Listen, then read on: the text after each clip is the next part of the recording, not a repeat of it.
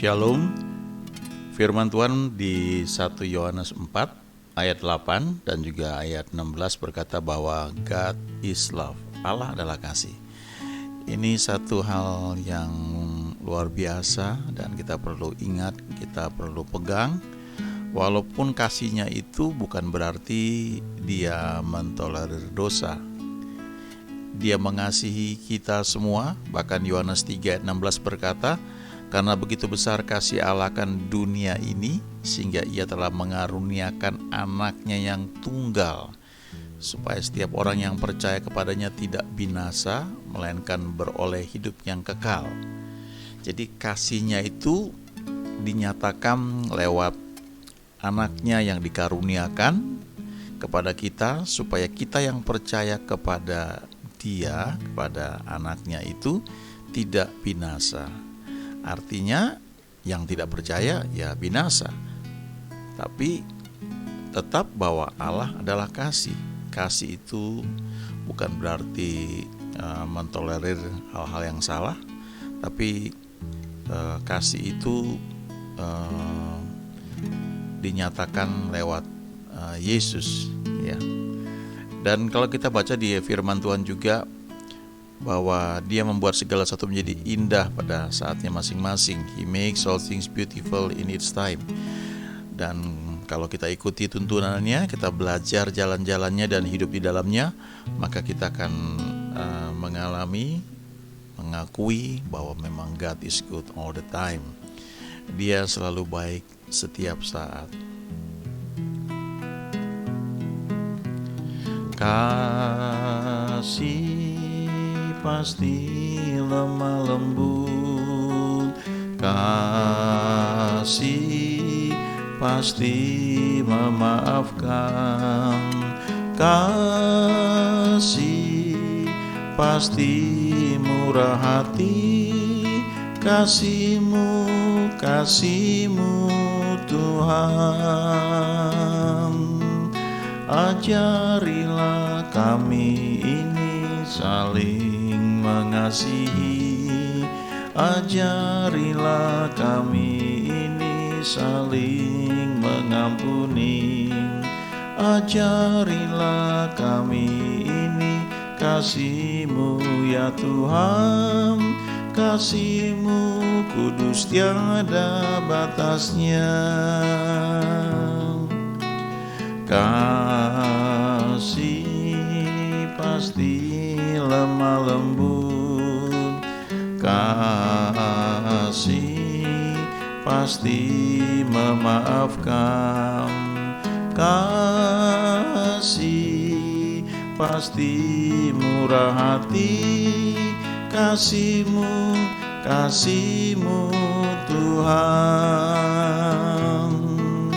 Ajarilah kami ini saling mengasihi, ajarilah kami ini saling mengampuni, ajarilah kami ini kasih-Mu ya Tuhan, kasih-Mu kudus tiada batasnya.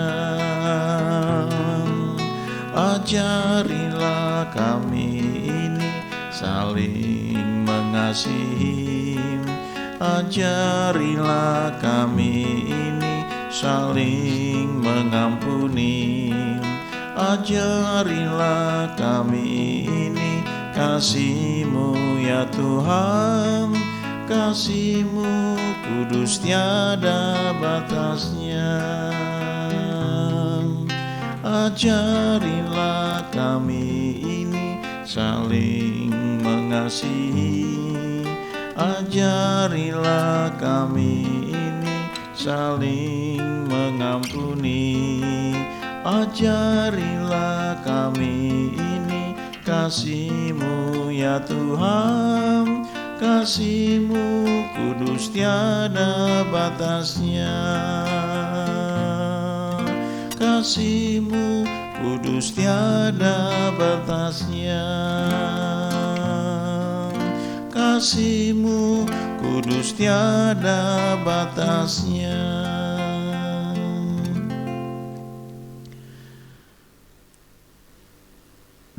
di kitab Amsal banyak sekali nasihat-nasihat praktis yang penting ya, dan sebagian diantaranya cukup banyak itu berbicara soal perkataan ya, perkataan, lidah, mulut, dan itu hal-hal praktis yang kalau kita perhatikan dan kalau kita mau terapkan itu manfaatnya sangat besar buat kita. Dan ada beberapa ayat ya yang bisa kita lihat selama beberapa hari ini, mungkin kita memang membahas hal ini. Ya, banyak sekali ayat-ayatnya, tapi saya mau tunjukkan beberapa saja. Yang pertama itu Amsal 11 ayat 11.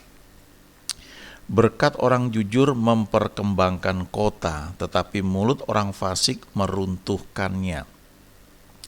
Ini hal praktisnya adalah kalau di satu kota ya, pemimpinnya, para leadersnya adalah orang-orang yang jujur, tentunya mulai dari pemimpinnya ya, dan bisa memimpin dengan baik, dan di bawahnya juga akhirnya mau gak mau ada sistem yang dibuat sehingga orang-orang itu suka atau tidak suka dipaksa untuk jujur ya, ada sistem yang dibuat seperti itu, maka dampaknya itu sangat positif sekali, dan dikatakan di sini memperkembangkan kota. Tetapi kalimat berikutnya, mulut orang fasik meruntuhkannya. Mulut orang fasik itu mulut orang yang jahat ya, yang perkataannya jahat, yang perkataannya itu menyebarkan berita yang gak benar ya, fitnah atau hoax, memperkeruh suasana ya, atau membuat hal-hal memancing kekeruhan ya, itu perkataan-perkataan dari orang-orang fasik, dan perkataan itu bisa meruntuhkan ya. Itu sebabnya kita perlu jaga. Nah, dalam skop kecil, dalam lingkungan kita juga hal yang sama ya. Kita hidup jujur ya, atau di kantor tempat kita bekerja, para pemimpinnya juga bekerja dengan jujur, sistem dengan baik dikembangkan, maka kantor atau perusahaan tempat kita bekerja itu akan berkembang dengan baik. Tapi di sisi lain ya, perkataan orang-orang fasik bisa meruntuhkan ya, karena perkataan itu bisa melemahkan atau meragukan ya, membuat orang menjadi syak dan sebagainya. Jadi kita perlu belajar untuk jaga mulut kita, jangan sampai kita itu menjadi orang fasik ya, yang mulutnya bisa meruntuhkan sesuatu yang sudah dibangun dengan baik. Nah, di sisi lain kita nggak bisa mengontrol semua orang ya. Kalau kita di perusahaan, kita menjadi pemimpin ya, kita bisa mengatur satu sistem, buat peraturan, kita bangun spiritnya, atmosfernya dengan baik, sehingga orang-orang itu juga menjadi baik ya. Itu bisa dibuat seperti itu ya. Di banyak perusahaan prinsip ini ya dimulai tentu dengan niat hati ya, hati yang baik ya, niat yang baik, kemudian diwujudkan dalam bentuk peraturan-peraturan, ada sanksi, ada reward ya untuk peraturan yang diterapkan tersebut, tapi juga spiritnya itu, atmosfernya dibentuk dengan baik ya, dari atas ya, dari pemimpinnya.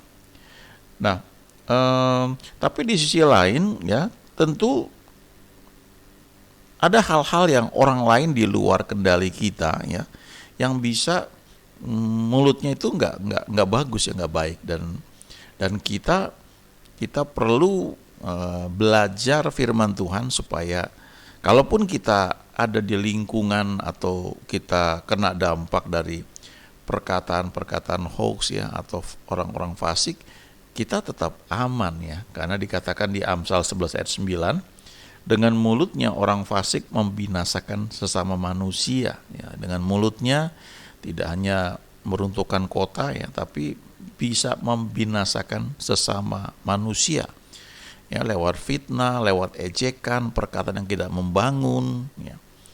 Tetapi orang benar diselamatkan oleh pengetahuan ya. Jadi kalau kita belajar firman Tuhan, kita ikuti apa yang Tuhan ajarkan, maka sekalipun ada orang fasik yang mulutnya menghancurkan sesama manusia, kita terluput ya, kita tidak termakan ya.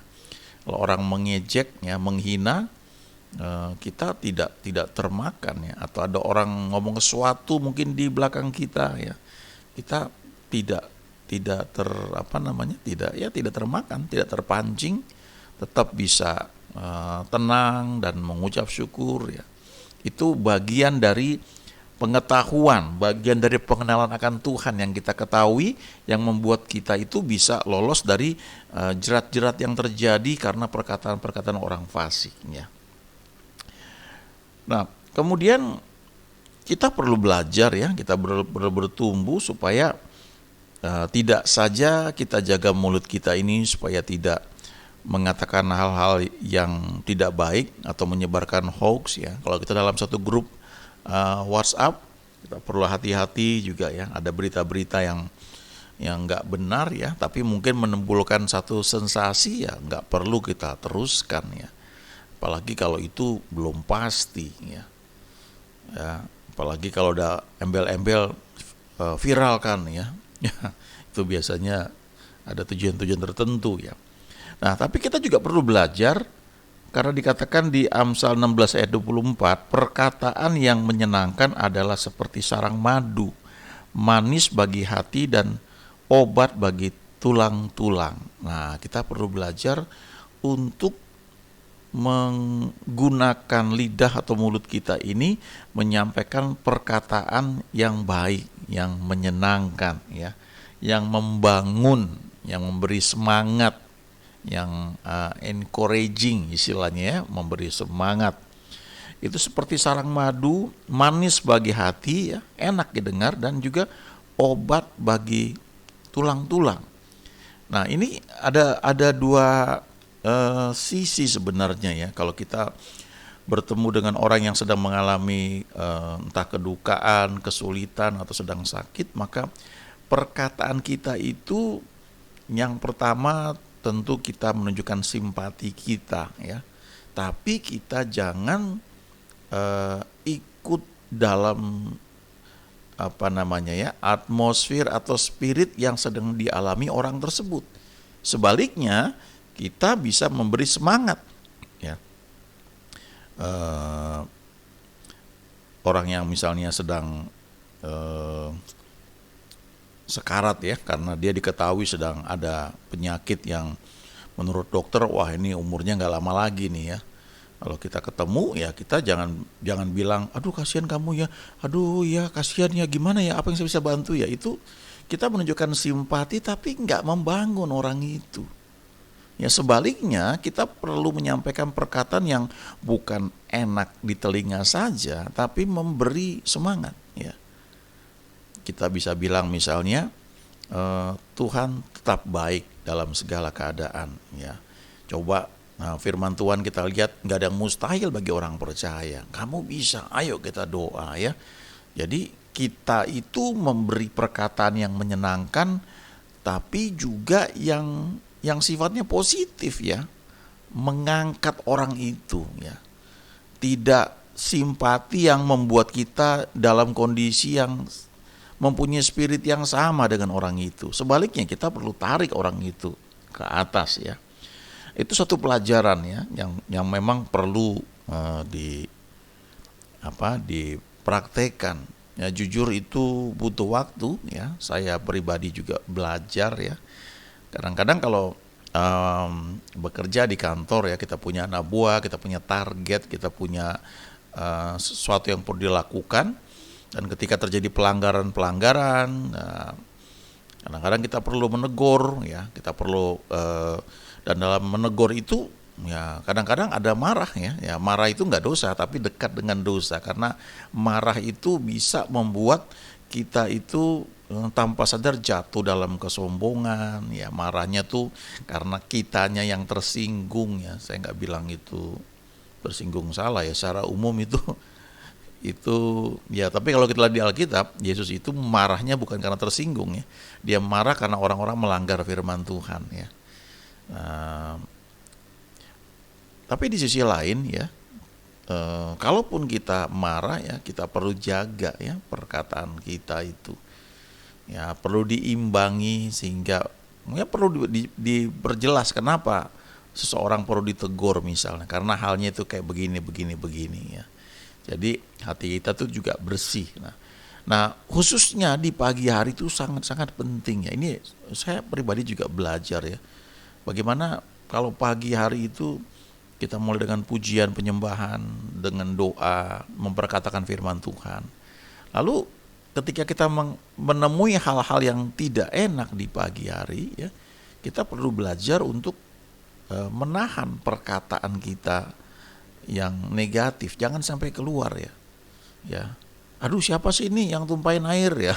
Misalnya kayak begitu. Atau saya pernah dengar ada seorang yang dia cerita ya, bagaimana dia belajar untuk sebulan tidak mengucapkan kata-kata yang negatif ya. Dia ganti dengan yang positif ya. Ya, misalnya gini, aduh ini Pam mati lagi nih air, gimana ya? Itu gimana mencari kalimat yang tidak negatif gitu ya. Misalnya, wah kita bersyukur ya, kita di tempat kita ini ada PAM, walaupun kadang-kadang ini suka mati, tapi ya bersyukur ya kita ada air ya, misalnya seperti itulah ya. Tapi ini pelajaran, khususnya pagi hari ya, belajar untuk menyampaikan hal yang positif. Dan kalau ada hal-hal yang dilakukan orang lain ya, membuat kesalahan, kerugian, nah kita belajar untuk mengcover itu, menutupi itu ya. Misalnya ada yang lupa matiin AC ya, semalaman kamar AC nyala nggak dipakai, itu kan pemborosan ya. Begitu kita tahu ya, kita nggak perlu dengan siapa nih yang nggak matiin AC misalnya gitu. Tapi kita matiin aja dulu ya, nanti di rumah dalam pertemuan ya, pertemuan doa misalnya kita bisa bilang, oh ya AC itu dimatiin ya kalau udah nggak dipakai ya. Kita belajar hemat energi walaupun listrik kita jatahnya banyak, tapi ayo kita belajar ya. Nah itu hal-hal sepele ya, kalau kita lakukan dengan continue itu akan merubah kita. Karena yang namanya habit itu dibentuknya. Habit untuk mengucapkan hal-hal yang positif itu juga dibentuk. Saya ingat ada orang yang mengatakan ya, ada 3 kata atau 3 kalimat atau 3 hal penting soal perkataan. Yang pertama adalah mengucapkan terima kasih ya. Untuk hal sepele ya. Ngomong sama istri, makasih ya udah masak enak ini ya. Terima kasih udah buat teh, waduh enak-enak sekali nih tehnya gitu ya. Hal sepele ya.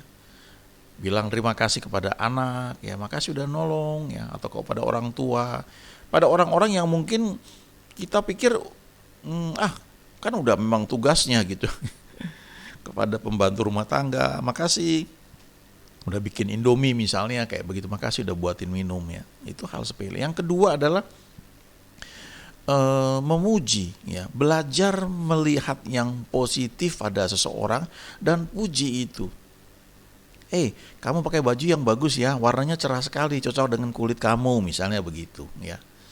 Saya belajar juga ya di satu komunitas, ketika ada orang sedang mempresentasikan sesuatu, kita tahu bahwa jelek presentasinya gitu. Bagaimana kita untuk memberi penilaian atau kita mengucapkan terima kasih?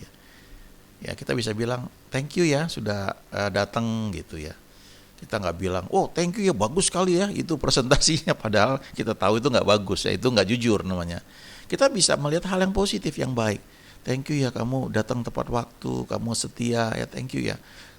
Kita belajar dengan tulus melihat hal-hal yang baik pada seorang dan kemudian kita memuji. Kita mengucap syukur, kita memuji orang itu.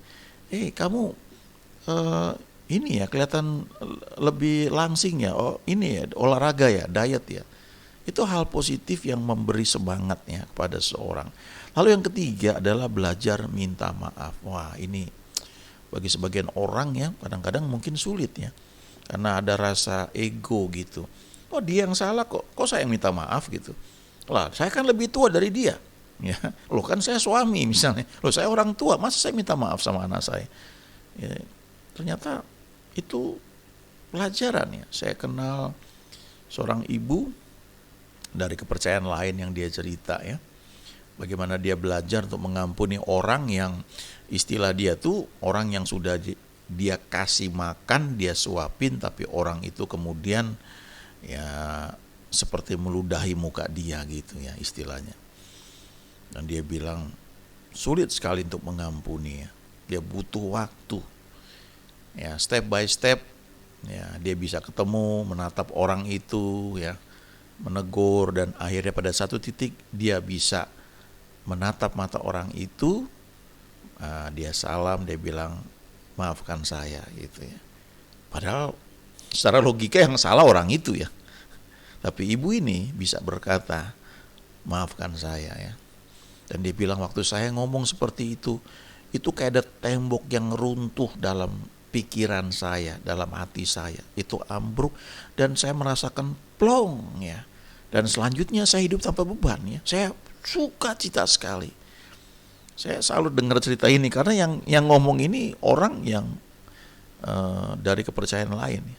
Tapi dia bisa merasakan satu kebenaran yang dipraktekkan, bagaimana belajar meminta maaf ya. Amsal 25 ayat 11, kita juga perlu belajar mengucapkan kata-kata tepat pada waktunya ya. Perkataan yang diucapkan tepat pada waktunya adalah seperti buah apel emas di pinggan perak ya. Ini terus terang ini belajar juga.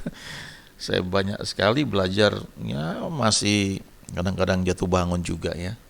Kadang-kadang tidak tahan untuk menyampaikan sesuatu ya. Padahal perlu penguasaan diri juga ya. Ada saat-saat tertentu yang mungkin belum perlu disampaikan, menunggu waktu yang tepat sehingga kalau diucapkan tepat pada waktunya. Di Amsal 25 ayat 11 ini dikatakan seperti buah apel emas di pinggan perak ya. Nah, ada yang menarik lagi ya, di Amsal 25 ayat 15 ya. Dengan kesabaran seorang penguasa dapat diyakinkan, dan lidah lembut mematahkan tulang. Ini luar biasa ya. Dulu ada lagu yang terkenal, kata-katanya memang lidah tak bertulang katanya. Jadi artinya lidah itu bisa ngomong apa aja ya, bisa ngomong sesuatu yang nggak bisa dipegang, begitu janji yang diingkari ya. Tapi firman Tuhan mengajarkan lidah yang lembut itu mematahkan tulang. Artinya dengan perkataan yang lembut, maka kekerasan hati seseorang itu bisa dihancurkan ya, bisa runtuh ya, rubuh. Saya ikut satu WhatsApp grup ya, dan salah seorang yang anggotanya itu dia cerita ya, sekian tahun yang lalu ya, waktu masih kuliah, dia bilang dia baru datang di persekutuan dan dia gak gitu suka sebenarnya persekutuan, tapi dia terkesan dengan istri saya yang selalu ramah ya, menyambutnya, ngajak ngobrol ya, sesuatu yang saya sendiri itu sangat kurang di situ. Tapi orang ini berkesan dan dia ceritakan itu ya. Dan itu membuat dia mau datang masuk dalam persekutuan, dan dia bertumbuh dan akhirnya menjadi orang yang juga mengasihi Tuhan, tetap melayani Tuhan. Jadi lidah lembut itu penting ya, perlu. Ini khususnya bagi para istri ya. Karena kan kalau suami itu kan kepala keluarga, kadang-kadang mungkin mengambil keputusan suatu belum tentu itu disetujui ya. Nah, ini pelajaran untuk menggunakan lidah lembut.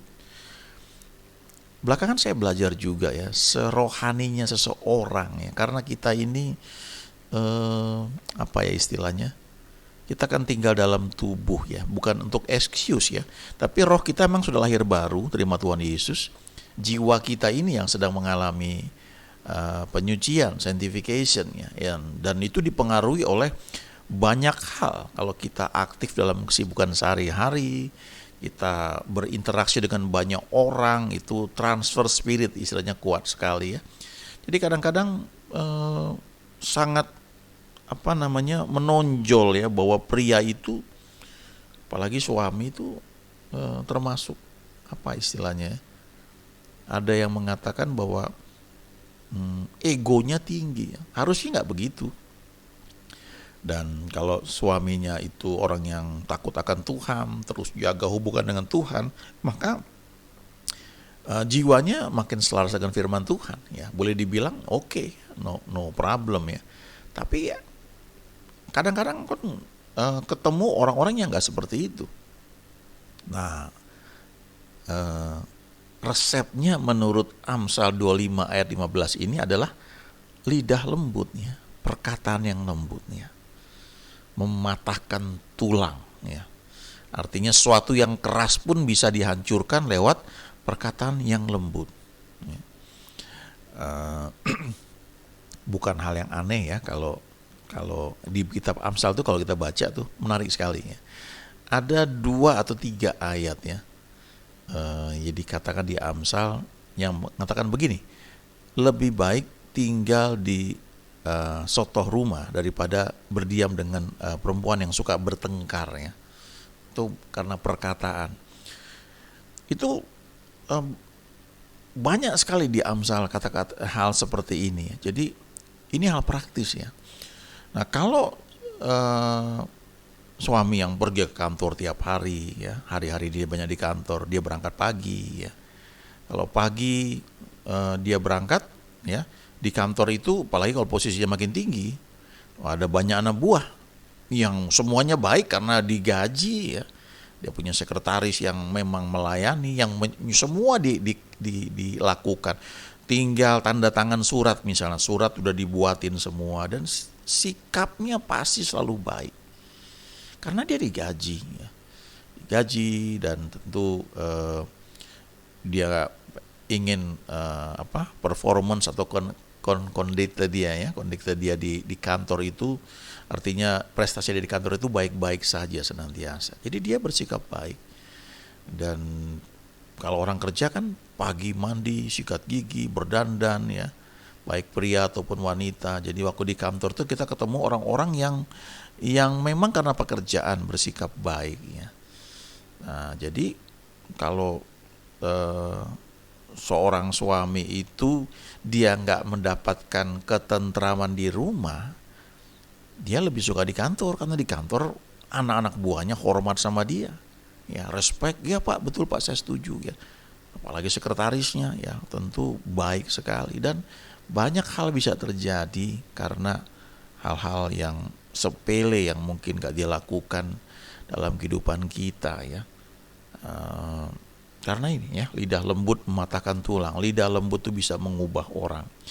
Amsal 15 ayat 1, jawaban yang lemah lembut meredakan kegeraman ya. Jadi kalau kita menjawab tidak terpancing, tidak marah, tidak ketus begitu ya, itu orang yang marah pun bisa reda ya. Tetapi perkataan yang pedas membangkitkan marah. Nah ini ya, kadang-kadang kalau kita selisih pendapat itu memang nggak bisa dipungkiri, itu sumbernya dari hati. Jadi kalau hati kita ini pahit, memang harus ya inner healing ya, menikmati kasih Tuhan, pujian, penyembahan, baca firman, renungkan, sehingga kita merasakan kasih Tuhan yang membalut semua luka hati. Karena memang gak ada orang yang sempurna. Interaksi dengan orang lain itu sering membuat luka, apalagi dengan orang yang dekat ya. Kita mungkin hampir gak pernah lah tersinggung ya oleh orang yang gak dekat sama kita. Saya tersinggung oleh Presiden Amerika misalnya, kan enggak, tapi tersinggung oleh orang-orang yang dekat. Tersinggung karena istri, karena suami, itu memang, atau dengan sahabat ya, atau dengan hal-hal lain, dengan pengerja, dengan gembala, dengan pendeta, kita bisa tersinggung. Tapi kita bisa memilih untuk mengampuni, mengizinkan Tuhan mengobati ya, supaya jangan hati kita ini jadi terluka dan jadi pahit hati. Jangan seperti Musa, pahit hati, teledor dengan kata-kata, lalu nggak masuk tanah perjanjian ya. Ini hal praktis ya, kita belajar untuk berkata-kata dengan lemah lembut. Itu perlu waktu, perlu training, tapi kita yang percaya pada Tuhan Yesus, ada Roh Kudus, ada anugerah yang membuat kita bisa mampu melakukan hal itu ya. Ayat 2, lidah orang bijak mengeluarkan pengetahuan, tetapi mulut orang bebal mencurahkan kebodohan ya. Jadi kalau kita banyak belajar mengikut Tuhan, kita akan menjadi semakin wise ya, semakin bijak. Maka dikatakan lidah kita ini mengeluarkan pengetahuan, kata-kata kita menjadi berkat. Lalu ayat 3, lidah lembut adalah pohon kehidupan, tetapi lidah curang melukai hati. Ini semua bicara soal perkataan ya. Kalau kita belajar menjaga perkataan kita dengan baik, maka nanti perkataan kita menjadi penuh kuasa ya. Ada power. Waktu kita berdoa itu terasa powernya ya. Kalau kita sering menyembah Tuhan, hati ini semakin mengikut Dia. Nanti waktu kita berdoa pun sifatnya profetik ya. Wah, itu enak sekali ya. Habis mungkin menyanyi beberapa lagu, atau karena kita memang dalam keadaan yang selalu istilahnya antena rohani kita on ya, selalu tune ya, tune in. Jadi begitu kita doain seseorang itu kayak baca daftar gitu, muncul ya. Itu profetik ya. Kok bisa begitu? Ya karena kita memang belajar jaga lidah mulut kita ya. Ada hamba Tuhan Warspeni berkata, urapan itu bisa bocor ya, bukan saja karena dosa atau kesalahan yang kita lakukan, tapi cukup banyak oleh karena perkataan yang salah, yang tidak membangun, perkataan yang tidak tepat pada waktunya, itu membocorkan urapan ya. Ya, jadi membocorkan artinya ya waktu kita nanti berdoa melayani kok kayaknya urapan ini nggak ada ya. Ya, bagi yang sudah sering melayani tahu ya istilahnya seperti apa. Ini langkah-langkah praktis yang perlu kita perhatikan, dan kalau kita lakukan ya, kita akan melihat bahwa Tuhan itu di pihak kita. Ya, kenapa? Karena kita di pihak Tuhan, karena kita ikuti jalan-jalannya, dan kita akan melihat bahwa memang Dia baik. Dia selalu membuat segala sesuatu menjadi indah pada waktunya. Dia dapat diandalkan. Ya, Dia itu Alkitab berkata Allah adalah kasih, dan karena itu kita bisa berkata dan mengalaminya senantiasa bahwa God is good all the time. Amin.